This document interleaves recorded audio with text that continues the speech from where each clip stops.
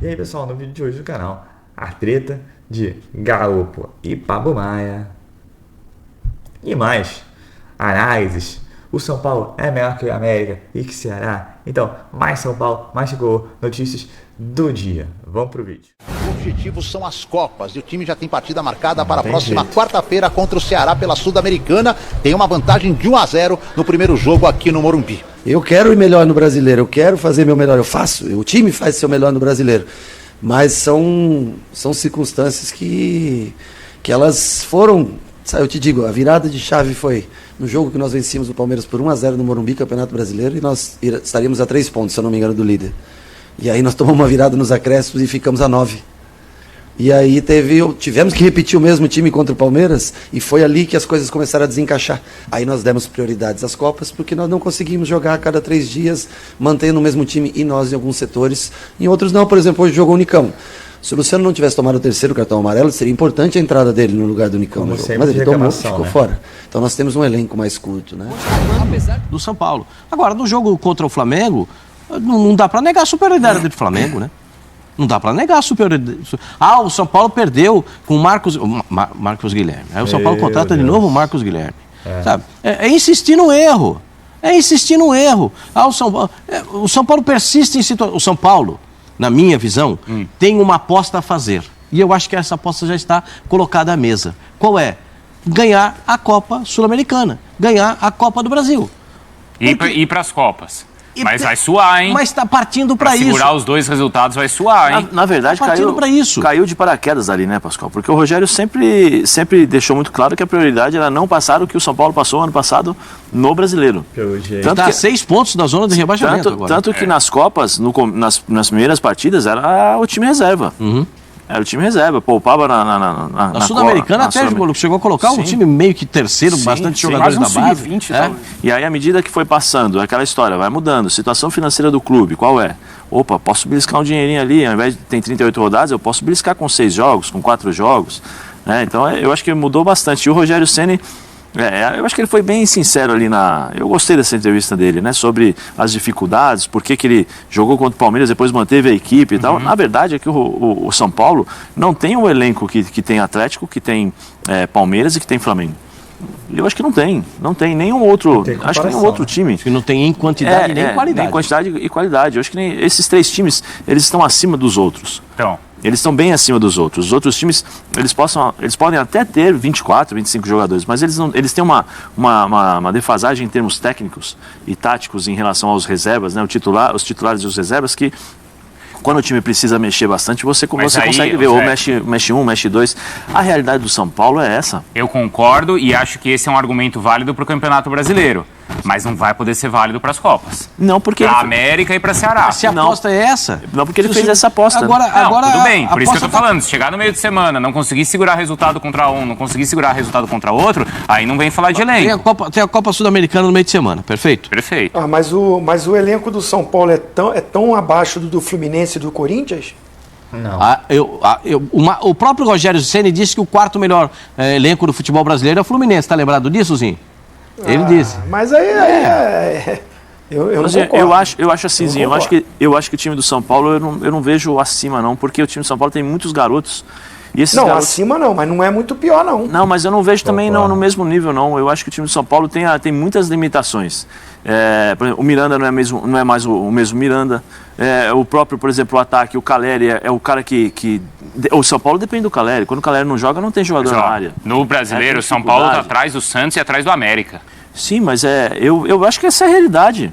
Qual é a realidade do São Paulo? Brigar por título? Com 3 vitórias consecutivas, né? O São Paulo é brigar por título? Está acima desses, pelo menos. Eu não vejo... Eu acho que assim, a realidade do São Paulo, dentro daquilo que nós vimos e ao longo do ano, eu acho que é isso. Por quê? Porque você tem Pablo Maia, que foi um achado do Campeonato Paulista. Sim.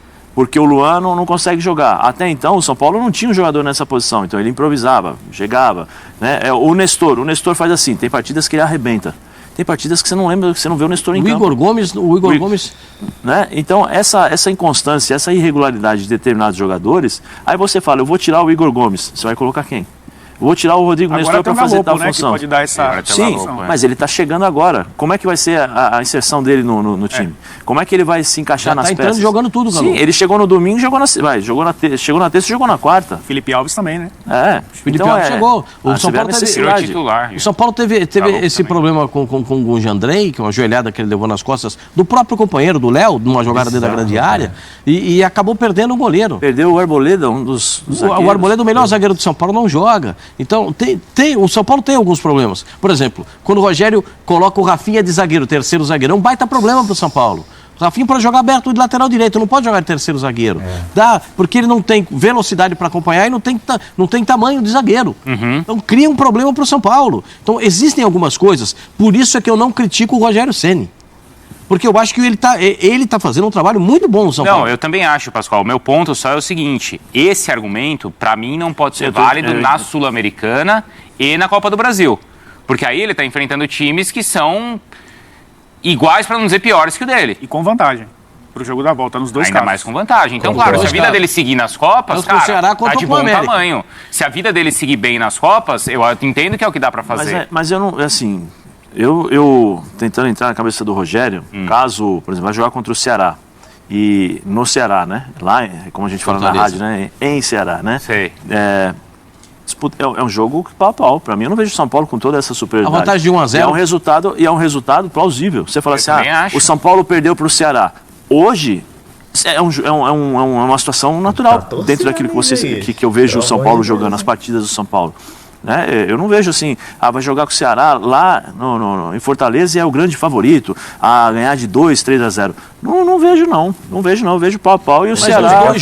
Nos dois jogos das Copas, contra a América e contra a Ceará, América pela Copa do Brasil e Ceará pela Sul-Americana, o São Paulo tem a vantagem de um gol feito em casa, o que não é muita coisa. Não é. Não é uma coisa espetacular, extraordinária, sai daquilo que você imagina da realidade, não.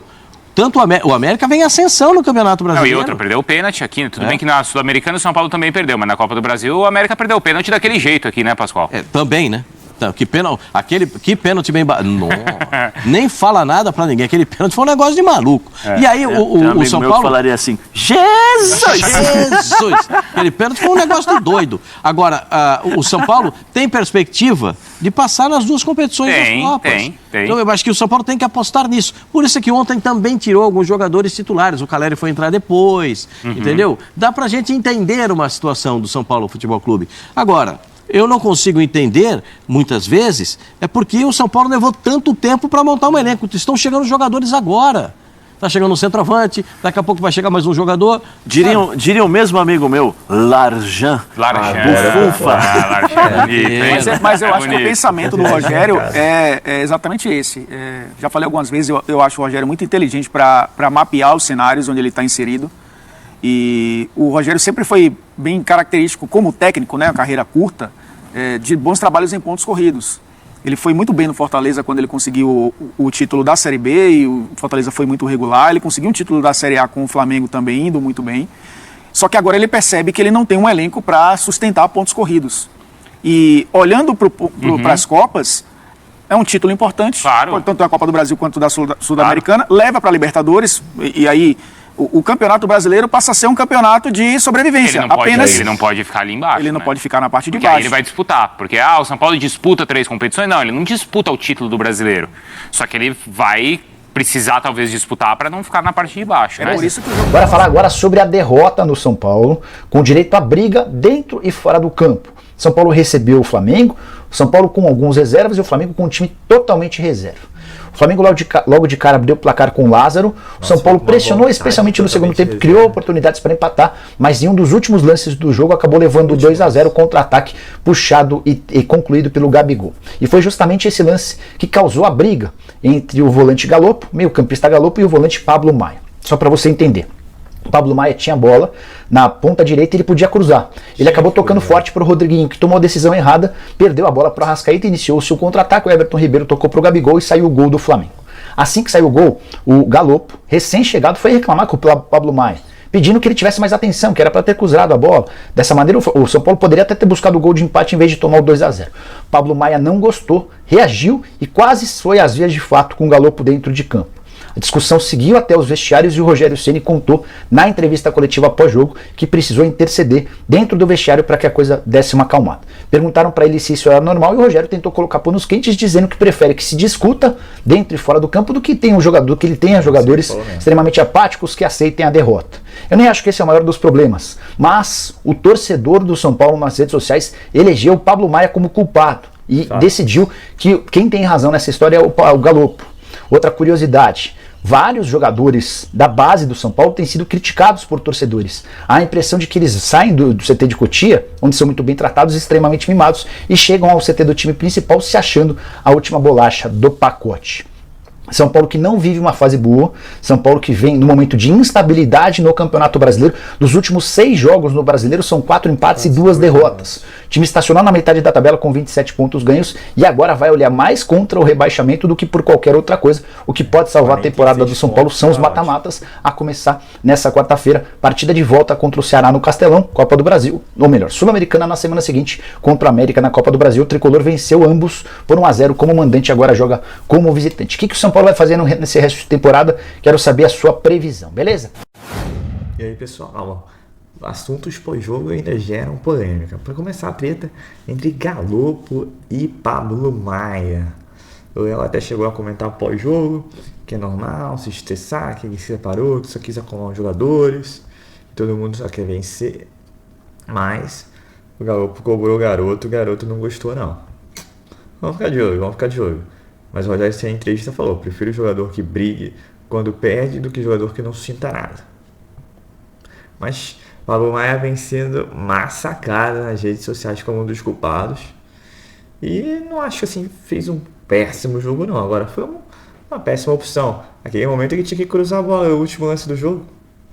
Vou tocar no pé do Rodriguinho, que com certeza sentiu a pressão, também não foi bem. Perdeu a bola e o Flamengo fez o segundo gol. Ainda falando de situações pós-jogo, outra coisa que ficou nítida, né?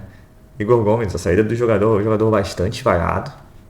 Quer dizer, a torcida do São Paulo em cima, porque saiu a notícia, eu até coloquei no canal, que o Igor Gomes renova apenas recebendo o mesmo salário que o Caleri, hoje R$1 milhão. Hoje o Igor Gomes ganha 100 mil. São Paulo já tenta a renovação há quase um ano, o jogador sempre nega. O jogador está forçando a barra e o Rogério Ceni continua escalando o jogador. E o Rogério Ceni colocou em entrevista que continuará defendendo o jogador. Cara, é uma insistência, mano. É uma insistência. O Rogério Ceni tem que abrir o leque de opções. Não é possível. Ele tem jogadores para colocar, tanto de Nestor quanto Igor Gomes, sabe? E fica insistindo. E aí a torcida pega pesado. Se você ver nos comentários do vídeo, muita gente já pede até a demissão de Rogério Ceni. Complicado, né? Então assim, o pós-jogo do São Paulo com muita novidade, no sentido que cobrança da torcida, teve a treta, outro jogador também que não tem condições, mas isso a gente já vem falando desde a contratação do jogador, é o Marcos Guilherme. Ah, mas é esforçado. O Vitor Birner até tenta defender o jogador. O Vitor Birner adora defender o Marcos Guilherme. Não que o jogador operário, que corre. Não, tudo bem. Mas dá pena. Ele como atacante principal fazer gol, na cara do gol tem câimbra. Na cara do gol joga pra fora. Sabe?